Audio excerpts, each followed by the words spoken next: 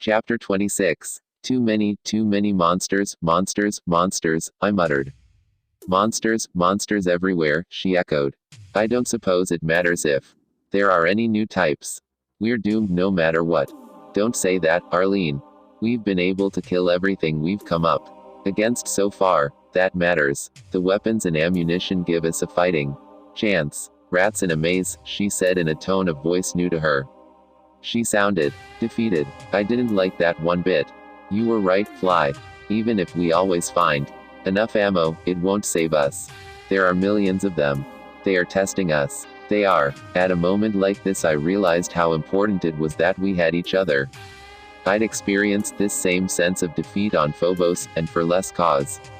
Now it was my turn to encourage the natural fighting spirit that burned so deeply in her. Then how we respond to this is part of the test, as well. We won't defeat them by firepower. That's only to buy us time so we can reason out a solution. Quote, she looked at me without blinking and asked, Fly, what if there is no solution? Don't believe that, I urged, and in so doing helped convince myself. If they were unbeatable, they wouldn't need to collect data on us. That took some of the shadows out of her dark mood. Don't worry, she said. I won't let you down. Quote, she'd been my buddy, my pal.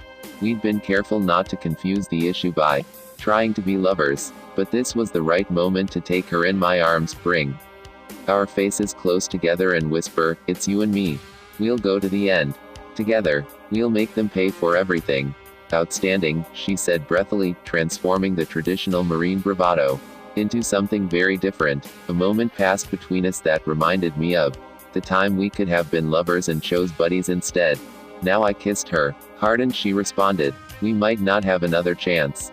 And we weren't going any farther than this, not in a place where we could so easily be reworked into dead meat, still on the hoof. I'm feeling better, she said. My brain is working again. You know, we're in a good spot to do some damage. Go on. Quote, the bottom level of Dimos, directly below us, is one huge tank that was eventually going to be filled with liquid oxygen. What the hell for? She flashed her sneaky smile. You'll love this. The UAC was thinking of using the entire moon of Dimos as a spaceship too.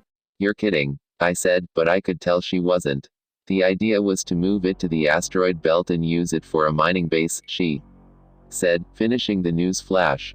When I first realized we were moving, I thought some of us might be back in charge here.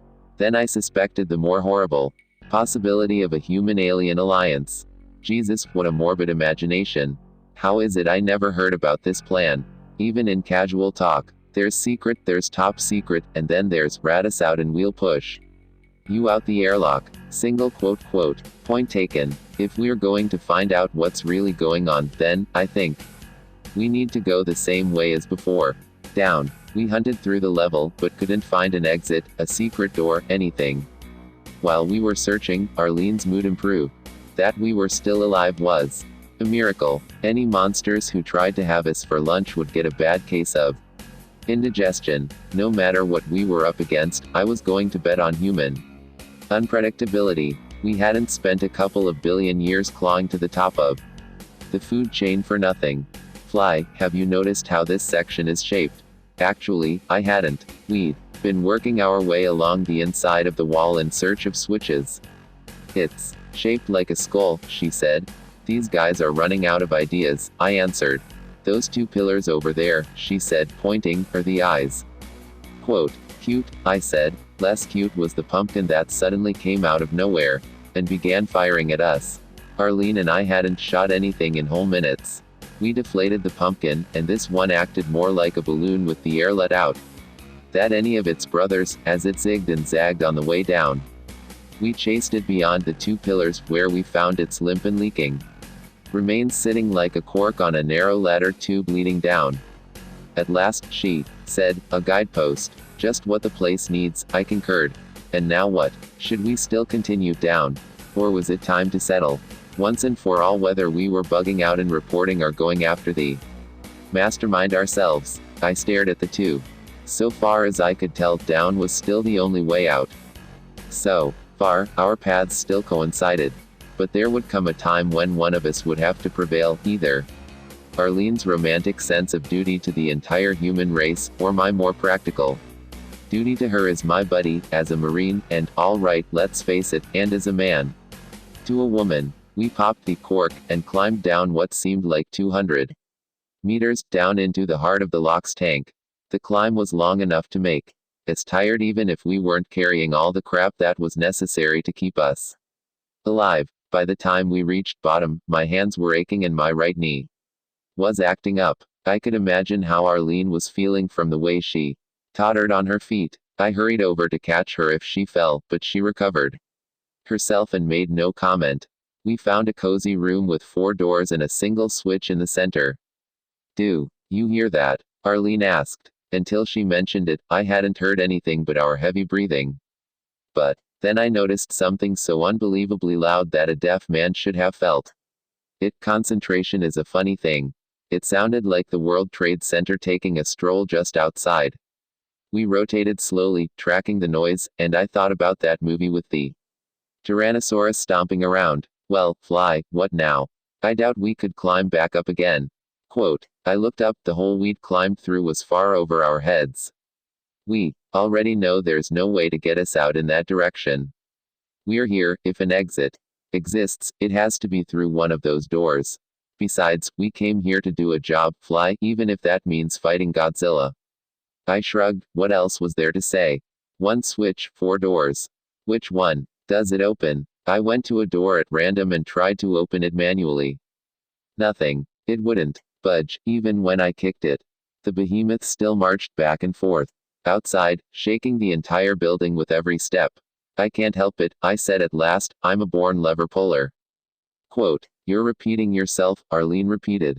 She flattened against the wall as I slapped the switch, then joined her.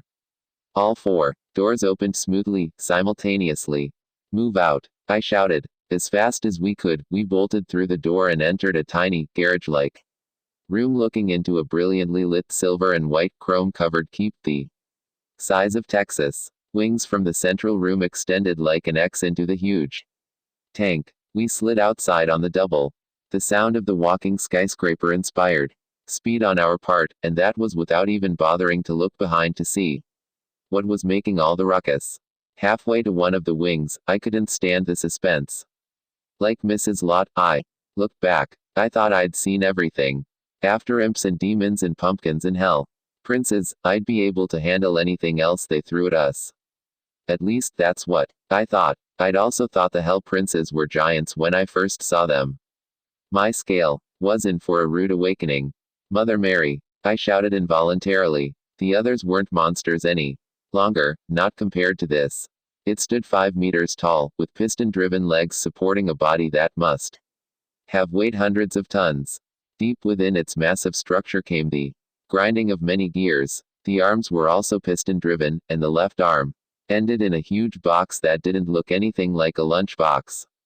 No, this time it was Arlene who had glanced behind and echoed my opinion. Now that we'd had our turn at making noise, it was time for the Colossus to speak. The scream of rage that came out of its mouth was so loud that it was as if the 2 long horns, one on each side of its head, and growing out so far as to end over the muscled shoulders, were actually 50,000-watt stereo speakers, amplifying the sound so that everyone could hear it from Deimos to Phobos to Mars. While it roared, the arm with the box on the end pointed at us.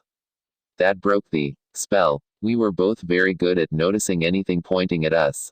We ran like hell itself was on our tail, up the left wing seconds ahead of a terrific detonation. A miniature cruise missile had missed us, impacting against the far wall. Even at a distance of 200 meters, the explosion knocked us off our feet. We ran as we'd never run before.